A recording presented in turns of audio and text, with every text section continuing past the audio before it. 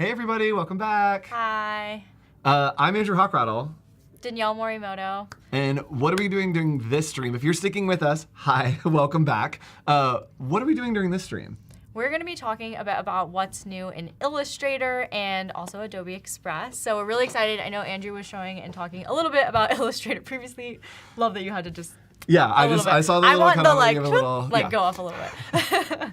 But yeah, we'll be talking a bit about Illustrator, jumping in and showing you all the latest and greatest there. And then Adobe Express, it's been there in market, but we have some brand new things with the new desktop public beta that was just launched the other day. So we'll go ahead and show you some of the new features in there as well. Yes, it's so good. It's just fun. And the cool thing is you can work seamlessly between Illustrator and the Adobe Express beta and do stuff that you can imagine in Illustrator, but you can't do in Illustrator. You can be like, oh yeah, in like 10 seconds, I can go do that thing that's in my imagination. All right, so let's go ahead and hop in, and I'm going to show you how to update. As you can see, I too have not updated some things. You can turn on auto updates, but if you don't have auto updates, you can actually come in and just click on all apps here in your Creative Cloud desktop app. If you do have an update that you need, you can click on updates and it will show you. So I have a whole bunch of stuff, including the Photoshop beta. If you've been watching, we've had a ton of content on that. And if we wanted to get into, I believe Photoshop beta is in open beta right now? Yeah, if you just, all the beta apps are there. So if you go to the beta apps, you can get Photoshop beta. It looks like you already have it, which is perfect. I mean, there's an update available, but it looks just like mine. Mine is every little one's like, you should probably update. Yeah, or do you want to try this new thing? Download Yes. this thing. And speaking of updates, go update right now because then you'll have access to all of the stuff that we'll be talking about today. And if you don't know what is new today, there's no context if you're just tuning in. We'll get back to what's happening on this screen. But if you want to know what's new today, you can come up here to Help and then click on What's New. Boop, right there. So you can click on What's New in Illustrator, and this has everything that is new in Illustrator. So I'm going to kind of just run through this and let you know it's new. The first one, Generative Recolor. And what's happening? What's the big deal with Generative Recolor? Generative Recolor is really exciting because we have it on, there's Adobe Firefly, which is our family of new generative AI models. And all of the power from Firefly, we're now bringing into the applications like Illustrator. And so you can test this out in Illustrator, you can test it out in Firefly, but in Illustrator, we have the new Generative Recolor, which allows you to type in the type of coloring that you might want. So you can really quickly recolor and start to explore with different variations and just be able to iterate a lot faster through all your illustrations. Yes, tons of fun. So you can find, again, right here in the What's New tab, you can click on this little link and it will take you into an article where you can read in depth about it. So next up is a really fun one that is actually in beta, but we're still going to tell you and show you about it today, and that is Retype. What do you know about Retype? Retype? Retype's pretty stinking cool. I thought also when you were about to say, there's this link here where we can read about Generative Recolor. I thought you were going to click on it. We'll all take about 2 minutes to read the link. Together. Just quietly to yourself, please read it. Yes, Yeah. Everyone's going to get a snack. I'll place it on your desk. We'll play some background music lightly. I feel like that's what I hear all the time in my meetings. Yes. But yeah, let's talk a bit about the Retype. Yeah, so I'll just do a demo because talk about what it is and what it does, and then we'll show it.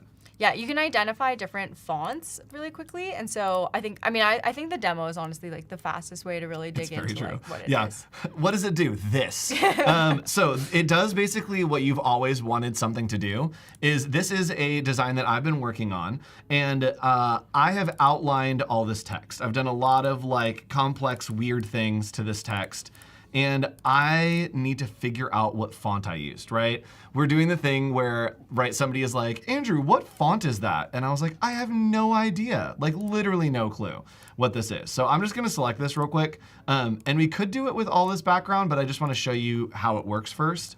So if you have text that you have used in a design, all I need to do is select that text right here. And then we're going to go up into the Retype tool, which is just type, and then we can click on Retype Beta. And watch what happens. It's going to pull up a window for me right here. And it is finding the closest Adobe font to the text that I have selected, which is Freehouse, right? And I believe, yes, that is the font that I use because it is synced already using the cloud. Now, if I wanted to grab another one of these and try it out, right, maybe this one looks cool, I can click on this little cloud, and it will sync that from Adobe Fonts into Illustrator. And I like this because sometimes either to your example, I have a file, I just maybe haven't worked in that file for a while and I've already created outlines, I don't have exactly what font I used, I need to use it now or want to use it for another project. Or I see something that someone else has, or I jump into someone else's file and I now need to create that font for something else, right, and use it in my design. So this is a really fast way to be able to have the Illustrator identify exactly what that font was. Yep, and it looks like that is Reagan. So it's syncing from the cloud still, but you can click right there. It will sync from Adobe Fonts right into the program in Illustrator. And then we can actually just replace and we can see what it looks like with multiple options, all kinds of cool stuff. So that is a great feature if you've ever ran into that problem. It doesn't just work on vectors either. We can literally use a JPEG and it will find the font that's being used in there, which is really cool. All right, so let's continue on and show you. Carol asked, is this better than match type in PS? Similar, I think. It's similar. I think also if you've used the Capture app, which is our mobile app that allows you to use your phone and you can upload it or use your camera and actually look to identify what is a specific font, and it does something like this. Very similar, but now in Illustrator, it's just directly in the workflows that I think you want to have it, right? You've always wanted that in Illustrator while you're using your different files. So I think that this is a great kind of application of it in here. Yep, and check that out. So I can see what's similar and maybe give my clients multiple options. You can see if something just doesn't feel quite right. If there's something that's a little bit closer, this will be super helpful for using basic sans serif and serifs. If you want just a little bit of a different tone, select it and see what it comes up with and then play around with the options. I like that bottom one actually that you have. I do too. It's kind of fun. I like texture. Faded. So yeah, I'm there for that. All right, the next thing that we have is updates to image trace. So there are some really great updates to image trace that are happening. We're going to show you that a little bit later, but the format of image trace actually looks a little bit different. So what I'm going to do is I am going to go ahead and close some of these panels because my goodness, Andrew. We're going to go ahead and select all this. I'm just going to rasterize this real quick just so I can show you. Let's say that we bring in a photo, a raster image, right? A client sends us a JPEG, and they're like, hey, can we make this 9 feet tall? And we can't, because when we zoom in here, you can see that there's going to be a lot of little pixels, right? So it's rasterized right now, which means it is not vector. And we want to vectorize this. And so what we're going to do is we're going to click on image trace right here. And this is a new window, right? It used to just be words. And I believe we have visuals now. And so we can click through here, and there is photo, logo, low fidelity, 16 colors, 6 colors. So let's go ahead and click on 6 colors and see what happens. So, yeah, and I think there's still a sense of wondering what you're gonna get a little bit from it. But what's nice is before it was just pure words, and so I felt like you were clicking on it. It always takes a little while for it to render anyway. But then you were like, oh wait, no, it wasn't this one. Undo, redo it. Yep. In chat, you saw absolutely no change. That's because I saw you chuckle. It did such a good job at tracing it. So I'm gonna hit expand here. Even you're shocked at how well that did. I am very shocked at how well that did. So now we have our vector shapes. It's got some little rough edges here, but we can clean that up using simplify paths, or we can use a smooth tool. That is very, very cool how quickly it did that. And so you'll see, again, we have all of these as colors. So if you see something maybe that is a raster image, you want to grab those colors, go ahead, just boom, do the image trace, and then we can come in, open up our swatches panel, and maybe we want to steal those colors. We can click right here with it all selected on the folder, and boom, we have all of our colors that are the 6 colors from that trace. So little hack there to find some good nice. Color palettes. The next thing that we have is we can search and filter our layers, right? And so I believe that we can actually search by shape. So I'm gonna try that, but I know that if we name them, we can definitely search by that. So I'm gonna go ahead and see if I can search by shape and just do circle. Well, and how many of you have had just a bajillion layers and wanted to quickly go through them? I think shape is an interesting one to see how much we can filter by that. Not circle. Oh, here we go. So by object, path, shape, text, image, effects, groups, linked files. Actually, effects would be super helpful. I'm actually going to open a project that I'm working on right now. So I'm working on this like after hours, like neon kind of sign thing, right? So really vibey. If we zoom in here, you can see that there's that like nice little neon glow. So let's say that I wanted to find everything that has that neon glow. What's cool is I can come over here to my layers and search by effect right here, turn on effects, and I think that it's going to show me only the layers that have effects. Yeah, so these are only the layers that have effects. So handy. That's so nice. Oh, that's so cool. So these are only ones, so even if I turn all these off, I believe it'll still keep the backgrounds. Yeah. So it's still gonna keep the backgrounds because they don't have that outer glow on it, which is really cool. And let's say that the purple on here is too much. I think that I could come in here and we can go ahead and, we can't sort by color. I'd love to sort by color. We actually could just use select by color, but I can change into just paths of things that are open paths. I could change to just shapes. So you can search through here, which is really cool. And I wonder what happens if I type in outer glow. I was gonna say, let us know in the chat, like, as you're seeing these features, like, what are you excited about? Are there things that you still want from it? Like, I think, like you're mentioning, as you're going through layers, you're like, ooh, it would be actually cool to also be able to filter it by the color or something like that. Oh. Are there any other things that you would want? Yes, with this, check it out. So this is a thing, is I searched by rectangle because I was like, will it do shapes? And it will. So if you create it with the rectangle tool, it will search by those rectangles. So it pulled only the rectangles in there, which is really cool. And so if you're working, actually, I have another one here for this creative retreat. Let's see these little circles that I'm like, oh, I know that I have some like circles around here. Let's go ahead and search and see if it pulls up those circles. Oh no, this isn't the original file, that's why. Let's see if it does rectangle. It's just the clipping group that I have it on. You know what, let's see if I remove this clipping group if it's gonna do it. All right, good luck everyone. Testing it out. We're testing. Darn it, I think I'd need to use the original file, which is fine. But you can, yes, and someone asking, can you search between closed and open path shapes? Yes, an open shape would be a path and a closed shape would be a shape. And so you could do that over here with a path versus a shape. So you can do either of those two, which is really cool. So one more thing that we can do that I'm excited about, we can export to WebP. I don't need to show you that. It's just a cool thing if you're using that. We can do hyperlinks in PDF files, right? So let's say that this up here, I wanted to do a nice little Adobe, right? I want to link to the website. All I need to do is click on that object, and then I'm going to go into a little panel that you may not have used, and that is Window and Attributes. So from here, I can type in, we can do Polygon, and then type in www.adobe.com. And now when I export this as a PDF, oops, we're going to change some settings when we export for PDF. So let's say that I wanted to do marks and bleeds on here. Let's say that you know what, I don't want color bars. Let's not use the document bleed settings. And that looks pretty good for now. So we're going to hit Save PDF. It's going to save that, and then let's open it and see if we have a journey to the Adobe website. There we go. We did it with a perfect transition to where we're about to go next.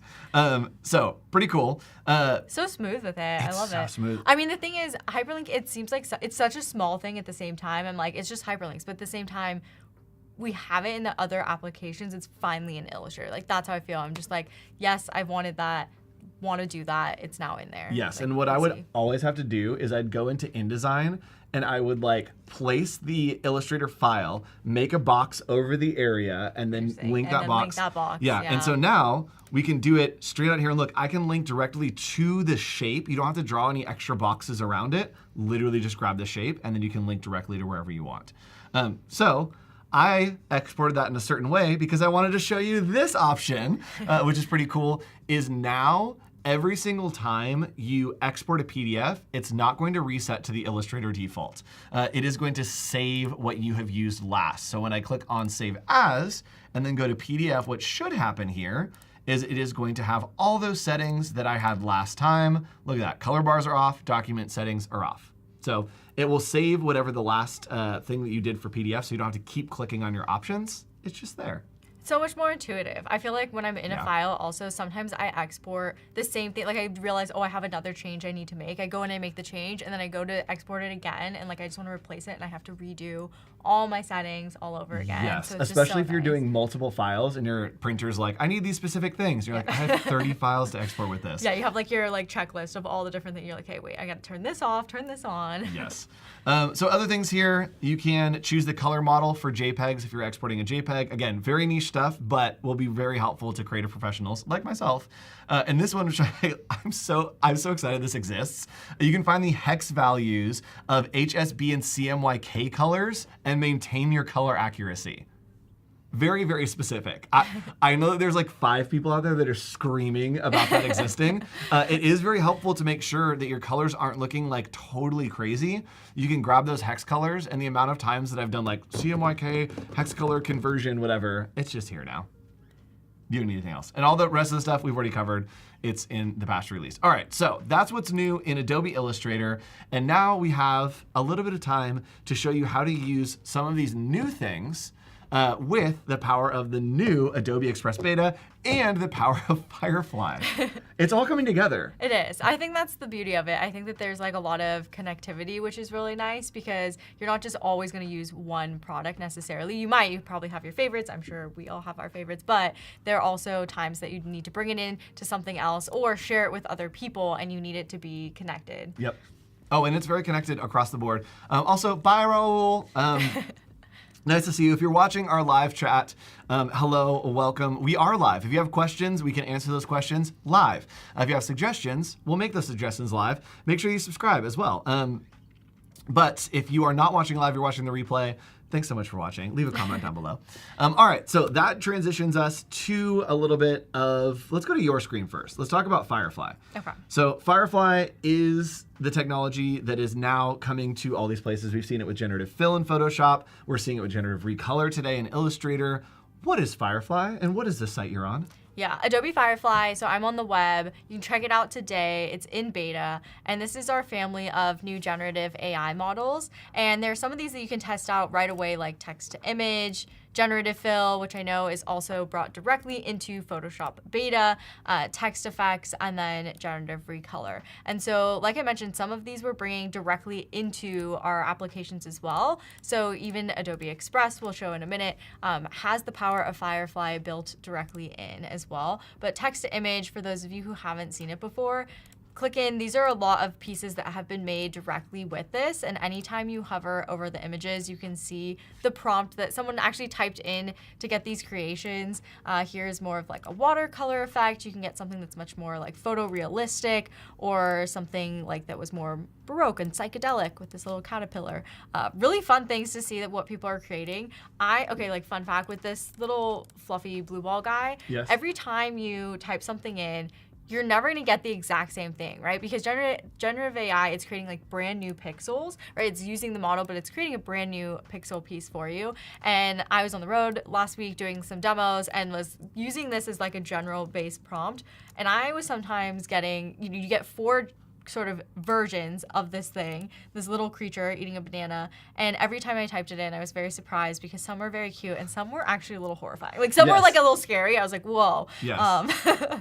Scary eyes on Yes. this creature. But the fun thing with this is you have all these variations. Every time you hit refresh, you'll get 4 more versions of this. But you can just start to riff off of other people's ideas here, type in your own prompt, and there are a lot of different effects. So if I wanted to change this from this more like photorealistic thing into something that's like more of a doodle, I could click on that like style, add it, hit generate, and then ideally this would become a little bit more of like a sketched look versus that photorealistic kind of critter.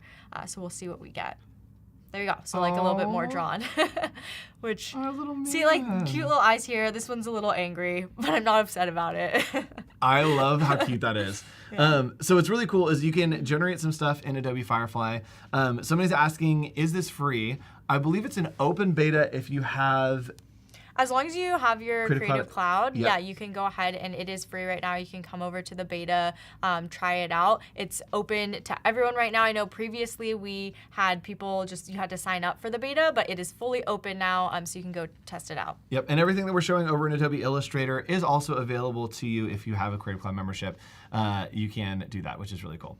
All right, so let's go ahead and play around with. I don't know, let's do a little like, I always think of like collaborating with someone as a garage band. That you're just like riffing off each other and you're just like, ooh, play a little lick. And then like, ooh, let's do one over here. So let's go ahead and play around together with collaboration, which is really cool, between Adobe Illustrator, Adobe Firefly, and the Adobe Express beta. We don't know where we're going, which is really fun because that's kind of a real world scenario, Facts, right? we very much don't. Yeah. Oh, yeah. Yeah, we'll figure it out along the way. So it's a real world scenario. So what we're gonna do is I'm going to be working in Adobe Illustrator using a lot of the new tools. You're gonna be working a little bit in Firefly, a little bit in Adobe Express, Yep. and we have a shared library. So let's hop back over to my screen. I'll show you how to create a library, how to share a library. You can actually do it in Illustrator, Photoshop, InDesign, Express. Where else can we library? Everywhere. I'm like, InDesign. Did you Yeah, say InDesign? yeah, Okay. everywhere. I think all the places. Yeah, you can do libraries. So we have a shared library right here, and all you need to do in Illustrator is go ahead and go to Libraries, and you can create New Library. And then from here, you can click on, ours is called Adobe Live Tuesday, which is great. And then all we need to do is we can click on the Share button, and that will share with your collaborators. And it will not just share right here. It will also share in Photoshop, in Illustrator, in InDesign, in Adobe Express. It shares across the board everywhere that is, which is really cool. So you can see I've already put Curtis in our shared library because I know that he will be integral. Oh, is he named? Wow. He got love named. it. Yeah, he Okay. got named by chat in our last thing. So someone's asking. Was there someone in the chat named Curtis? And they were like, name it Curtis. Oh no, chat just decided his name was Curtis that's on their own. amazing. Yeah, which is Okay. great. So we're gonna go ahead and we are gonna move over into Adobe Express. And we're gonna show how to use these libraries that maybe if we're collaborating together, I want to work on something in Illustrator, but maybe you're working over in Adobe Express, Yep. right? And so let's have you place our friend Curtis in a document in Express. Yeah, let's head over to my screen. So Adobe Express. So like you mentioned, I have all of my stuff here. I have all the files I've been working on and then the library. So I can see your frog Curtis here in one of my libraries. I'm just gonna head over to the homepage on Adobe Express. You'll see all these little new tags of all the little things that are brand new. But on home, one of the very cool new things is that all of the power of Firefly is now here on Adobe Express as well. So text to image is built directly in. Again, I can see some inspiration pieces that I can hover over and see the prompt that was used. And then text effects is actually a really fun one in Express that I feel like is pretty applicable because whenever I'm working on like a poster design or maybe just something for social media, it's nice to have more variation, have something that I can kind of play with the fonts a little bit more and have something that I can apply there. So let's get started with maybe an Instagram story, and I'm going to browse templates here. So bring me directly into the editor, and then I'm gonna look for a template that will be good to add our little frogman Curtis. Yes, which chat has very specifically said is spelled Kertis. So I have updated that in our Creative Cloud library. I think it's like Kermit's like uncle. I like the clarification that was very much needed from the chat. Yes, thank you, chat. Again, if you have questions, if you have suggestions, we're here. It's live. We're live until 4 p.m. today. So we have a template here. And then how are we going to incorporate our little man? Yeah, so I think in the left-hand side, there's a place for me to go to all of my elements as well. There's add-ons, there's text, there's media, all of this good stuff in here. So we're gonna head over in here, and I'm gonna go to my stuff, which is where like my brands and libraries are. And here I see the Adobe Live Tuesday. And we don't have much in here yet because we truly just set this up super quickly right before this, which is good, just so we can start to hand things off to We're each building other. it together with you, chat. Yes, very much live. The update of KERTIS is want here. to make sure we're good. I'm just gonna give that one click and drop him into this piece, and I can just start to resize him and use Curtis in here as well. And actually, I kind of want to do like an animation or something. It might be cool to have him like coming in since he's like moving into like the screen or something. So there is animation that is also newly added in Adobe Express. So I'm gonna have him animating. I have not exported a the bungee. I have not exported a single file, right? So in the past, we've had to export PNGs, and we take the PNG over here and do this and do that. I literally went straight from Adobe Illustrator, dragged it into a library, right into the Adobe Express beta, and now we're animating, right? So when I was talking earlier about like things that happen in my imagination, right? When I'm using this frog, I'm like, I wish he could hop, right? And then I'm like, here he is. He's animating into our scene. And the fun thing too is, I don't have to click on each of these. I can just I'm just hovering over them and then seeing what will happen sort of live on the screen. Again, though, I still really like the first one. I don't think the flicker's the best. We're gonna bungee him. Yeah, the one that I've used on like literally every single thing is tumble. Because it kind of just like bounces in, and I just feel like everything I design is like, yeah, this feels tumbly. That's amazing. So let's flip back over to my screen, and you can keep animating, you can keep editing. Yeah, keep working on that. And we're gonna hop over to my screen, and I do want to show you something really cool. And that's in our Creative Cloud library that we have right here. We have our friend Curtis, right? That is where you got Curtis, started putting him into the document, and he is what is called a linked object, right? And so what's cool is he is linked, and so if I double click in the library, we can go ahead and have our man Curtis, and this is the source file. This is the linked file that is all the places that we put it, right? So if we put Curtis any other place using the library, this is the source for that. So I'm gonna show you the generative recolor that we have in Adobe Illustrator now. It is brand new as of today.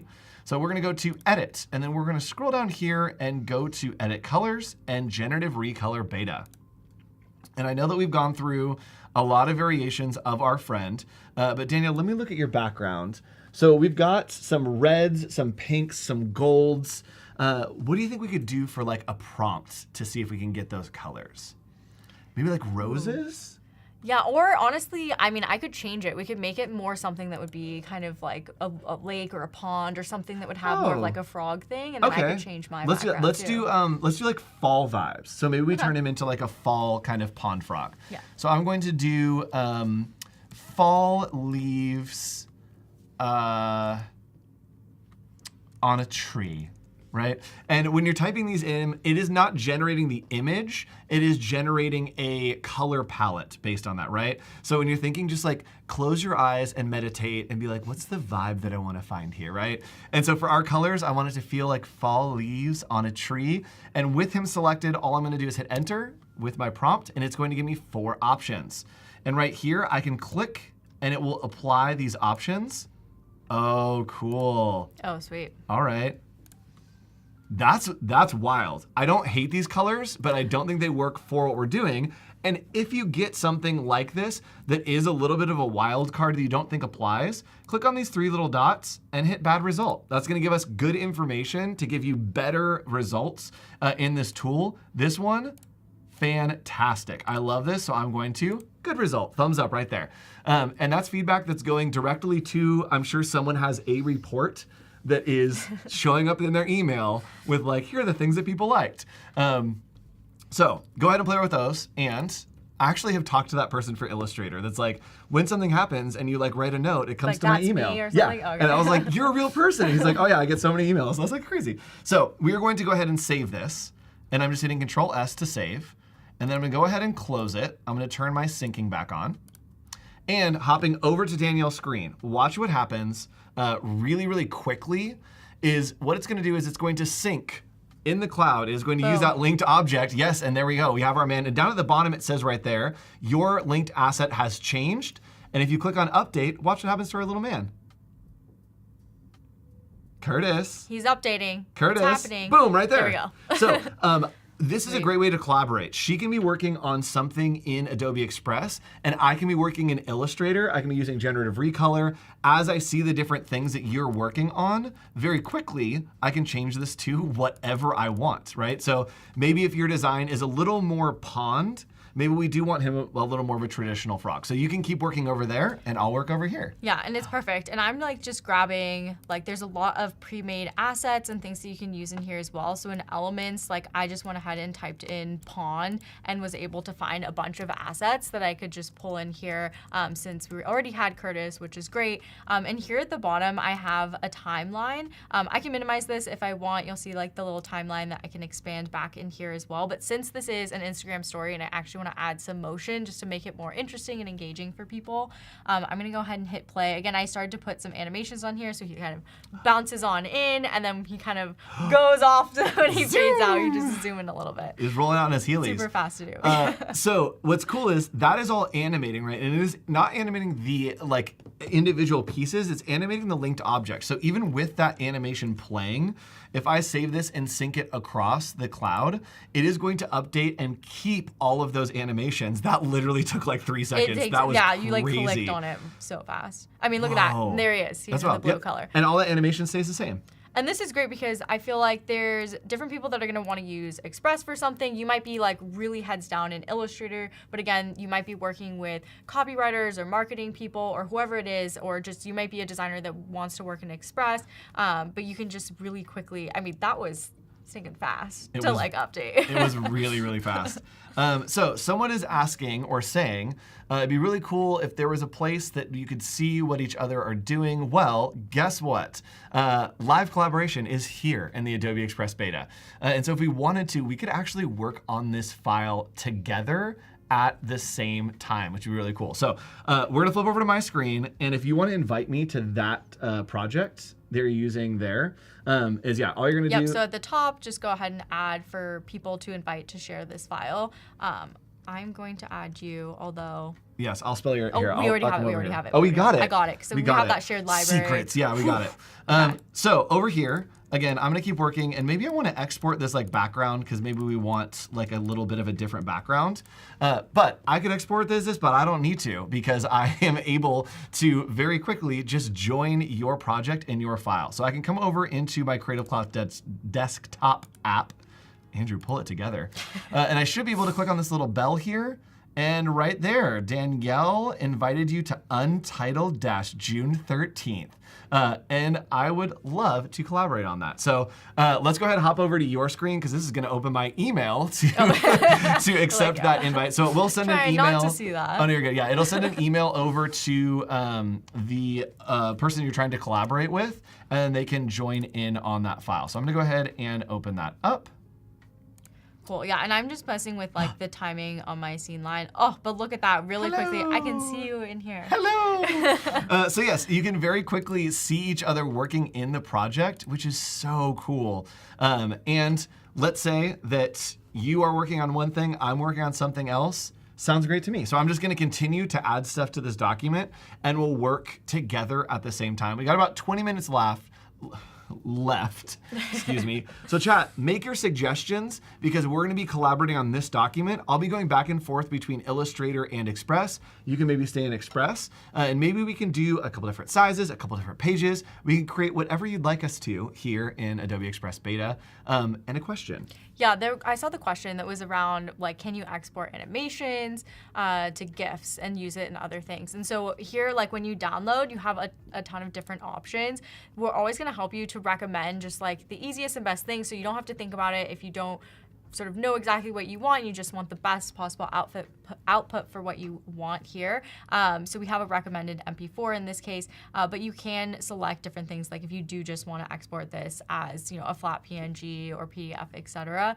And then there are resolution sizes here as well. Ooh, 4K. We gave it that upgrade. I believe it was only up to 1080. It was much smaller before, yeah. So you can really do some awesome stuff.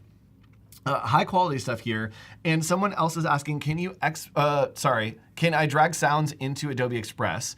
I don't know the answer to that. I think the answer is not. I don't think right you can now. drag them in terms of like the audio that you can do. You can go over to media and head over to audio. Yes. And here you have a couple of options. So you can upload from a device. So if you do have audio that you want to bring in, you can go ahead and do that. Yes. I've done like video voiceovers before. Like we just did sort of like a team onboarding. We made little video intros about ourselves, and I just recorded my like a voiceover underneath that track, which is helpful. Which is so perfect for if you're making a TikTok and you have your videos, right? Just bring your videos in and then record voiceover, and you can just narrate what's going on, right? That it's like, welcome to the office, we're doing the thing today. Yeah, because this is really simple because right now we just have one scene at the bottom here, but I could add multiple scenes. So if I do want to have multiple kind of images or different pieces of content back to back, I can build out my entire video here as well.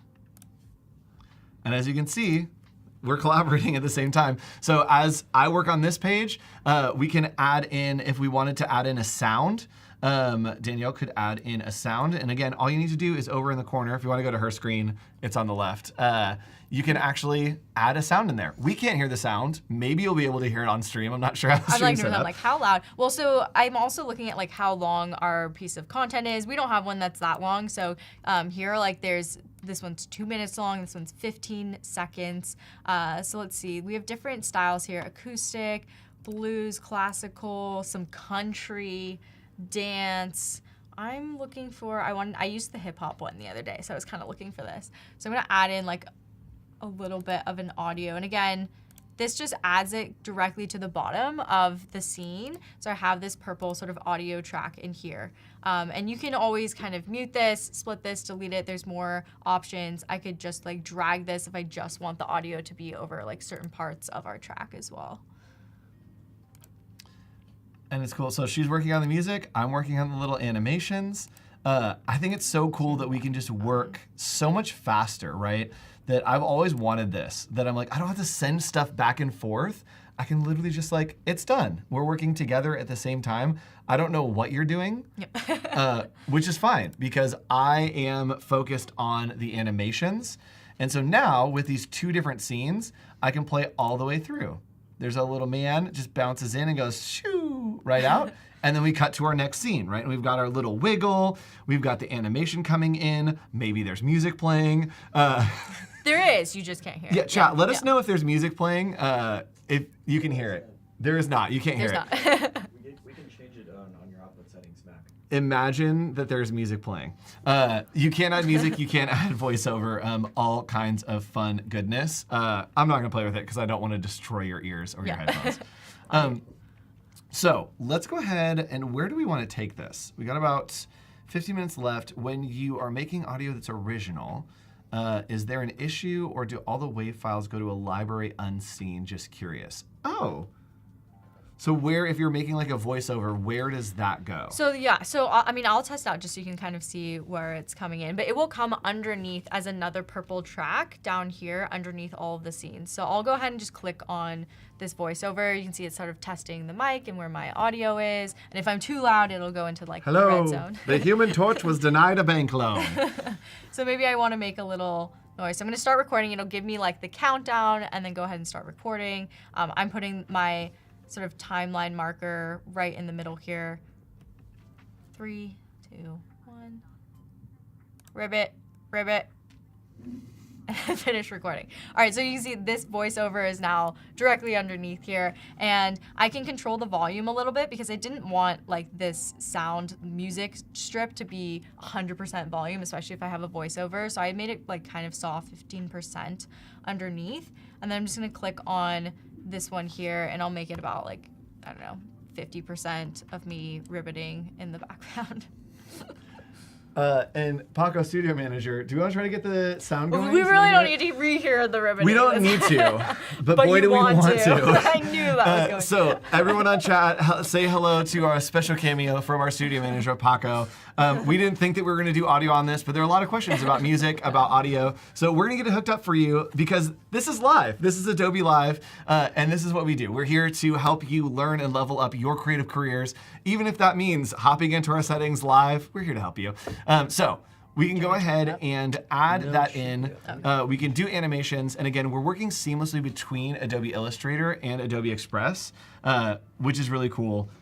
Of the things that have released in the last month, okay, we've had Photoshop Generative Fill in the beta. We've had the Adobe Express beta. We've had the Generative Fill today in Illustrator. What's your favorite thing?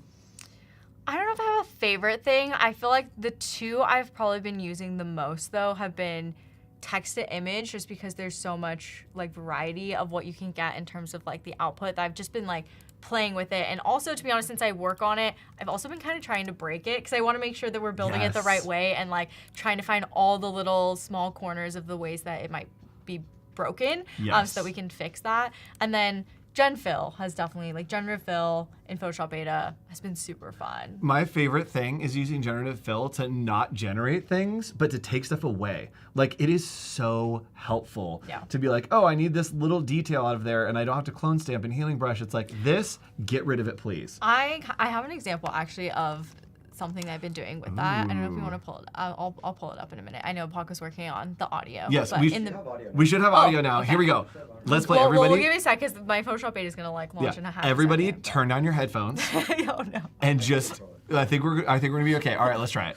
Okay, we'll see because I don't know how loud all of this is about to be. Ribbit. Ribbit. Did it work? It works. Yeah. Okay. Oh, cool. was it really loud? I heard laughing on the side. We couldn't hear it. Yeah. Oh no. Congratulations, chat. We do have audio now. So you can use audio.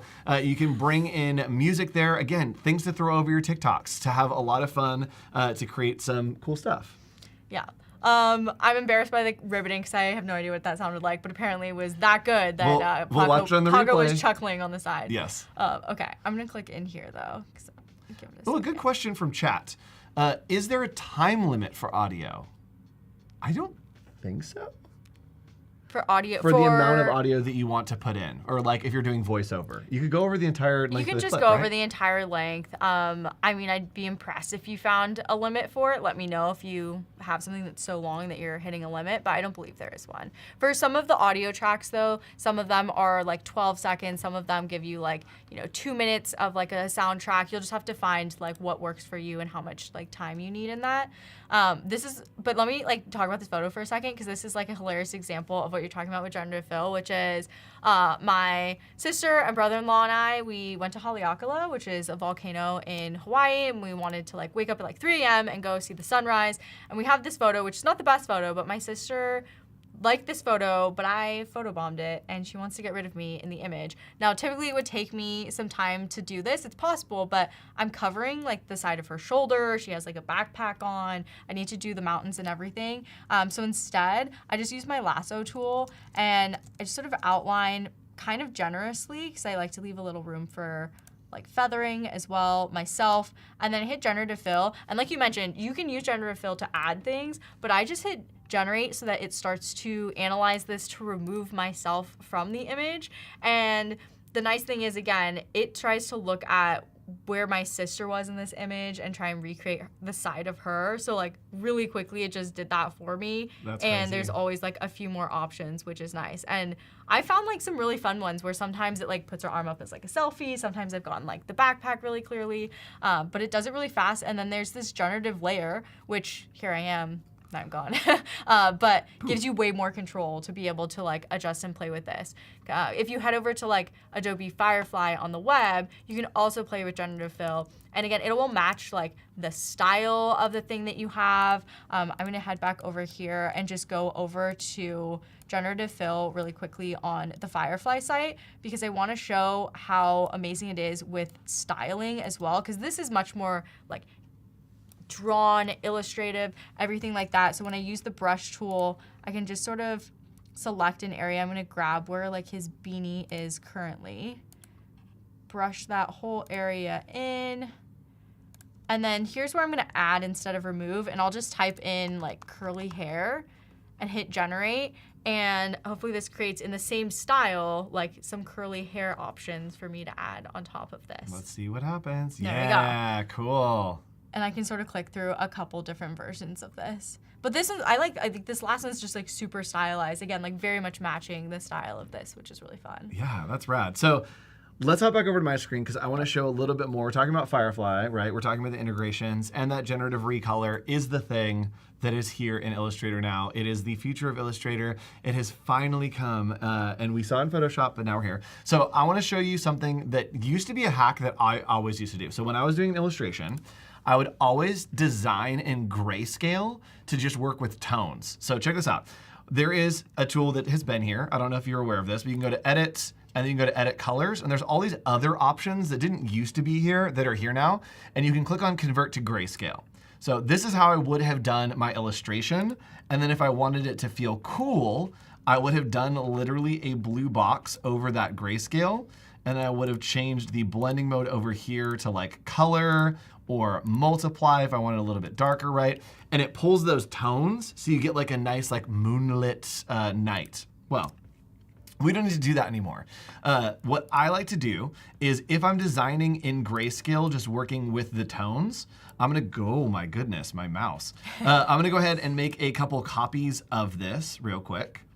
And I'm gonna show you how quick we can generate new compositions of different tones and kind of emotions and vibes, right? So let's say that you're a concept artist or you're someone who's working on an illustration that the client needs a couple different options. We can select it and then go to Edit, Edit Colors, again, that Generative Recolor beta.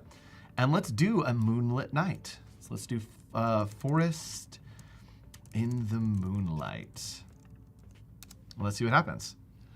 So with that grayscale selected, ooh, it is giving me those deep shadowy tones in the moonlight. Ooh, Oh, I like that one. Yes, I like that one a lot too. So let's do, it's kind of a noir version. Now let's select another one. Again, just edit colors. We can go to generative color. I'm feeling some Taylor Swift vibes, so we're gonna see what happens in a lavender haze. Hit enter there, and it's going to generate some different colors and tones for us.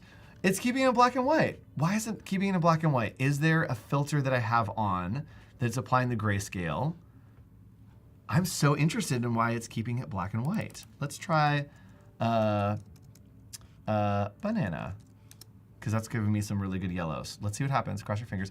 It's still keeping it black and white. You know what I wonder is happening? Let's try to release the clipping mask. I actually think that that might be it. Let's see what happens.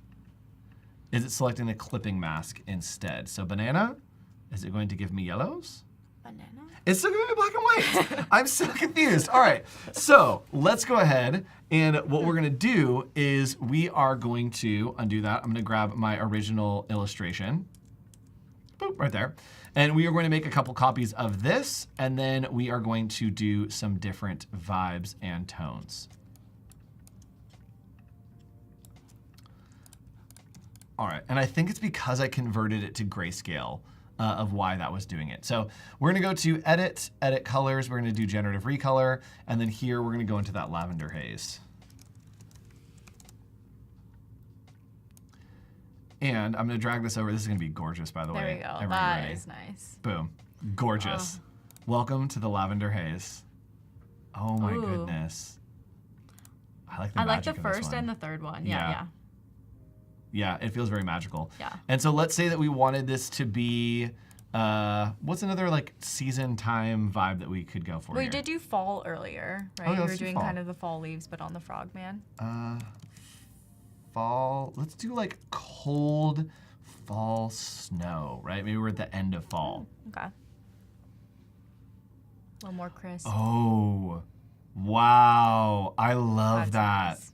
That it's got the little bit of dusting right there. Ooh, up here. Okay, similar. All right. I think this one is the Yeah. winner for me. Yeah, I That's think you should really do one cool. that's also like more like spooky or like dark or like, you know, Ooh, like kind of nighttime or something yes. like that. So let's do, I'm curious if we do like scary or like, I feel like that's too broad of a term. Yeah.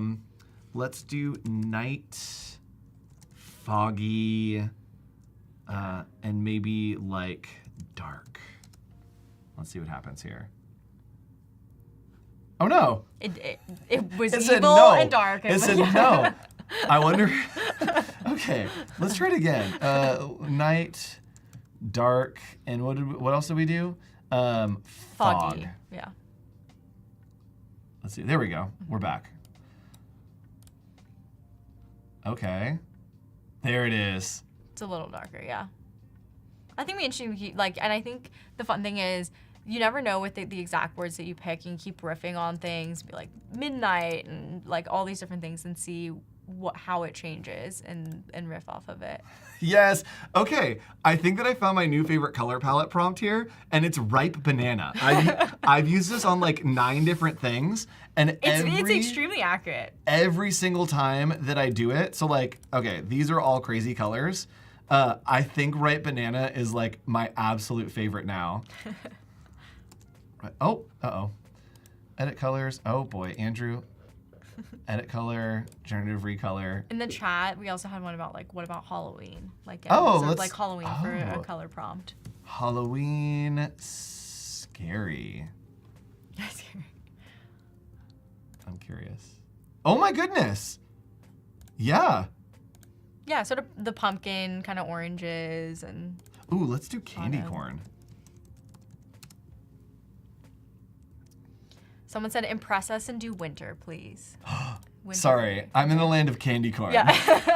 He's going off. I can't hear you over the delicious sugar. We're slowly going to get into like just the food theme. I mean, it is getting closer for us to lunchtime, so I'm not surprised I am doing a lot that of food stuff. Subtly your mind is going to food. Yeah. All right, and so chat, I believe somebody said impress us and do winter. Yeah. Say no more, fam. Lavender Haze stays. That stays. The original one is going to change. Okay. And again, this is different. So how is this different from generative fill? What is like kind of the difference between generative fill in Photoshop and generative recolor here in Adobe Illustrator? And generative fill is about adding, replacing, or creating content, whereas generative recolor is all about having artwork that you do want to just see variations in the coloring and that aspect of it. So you might have artwork and you're just wanting to see and play with different versions here, just like Andrew's been doing. Oh, the winter. That cold is winter much, snow. yeah, cold winter. I like the bottom one a lot, and that, yeah. Yep. And the cool thing is, if we made a mistake, if we don't want this, we can click on this reset button and it will take it backwards to the original file. Also, if we wanted to grab these colors, again, we can click right here on this folder and it's going to do a new color group. If we wanted to use one of the selections, we could do it here, or we could add colors in that are kind of key colors for us to work on. And someone is saying, do you need to put a comma after every word? You don't have to put a comma after every word. I think you can play with what that means. I think a lot of times when you do more like text to image and you're writing a prompt, sometimes you do need a comma if you're using multiple adjectives or you want to have a really long prompt and you really want to separate certain pieces, but you don't have to.